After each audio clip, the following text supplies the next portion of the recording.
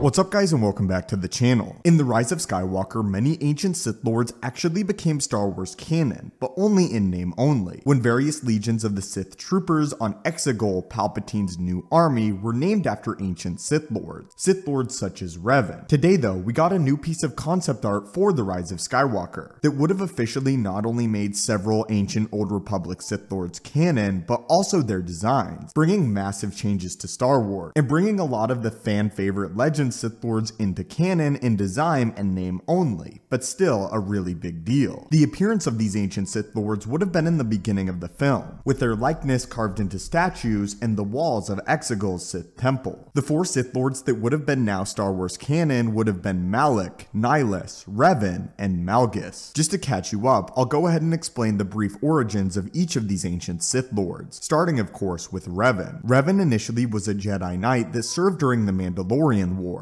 After the Jedi Council refused to get involved in the conflict, Revan took a group of Jedi Knights and directly fought against the Mandalorians. Following the defeat of the Mandalorians in Mandalore the Ultimate, Revan, as well as his friend Alec, learned of a plot from the Sith and discovered that it was actually the Sith that weaponized the Mandalorians and gave them the power and resources to attack the core worlds. Together, Revan and Alec decided to take down the Sith Empire and this one Sith Emperor. When they ventured into unknown regions of space, they did eventually find the Emperor. However, his power managed to turn them both to the dark side of the Force, creating two of some of the most powerful Sith Lords that have ever lived, in Darth Revan and Darth Malak. Eventually, Darth Malak would betray Darth Revan, who would be rescued by a Jedi strike team before Malak managed to deal a final blow. Eventually, Revan would turn back to the light side of the Force and kill his former friend, Darth Malak, in single combat, after which, resolving to yet again hunt down this Emperor and bring balance to the Force. Darth Malgus was a Sith Lord that reigned after the time of Revan and Malak, and was bred to be a killing machine and leader of the Sith Empire. Malgus was a purebred warrior, and was even responsible for the sacking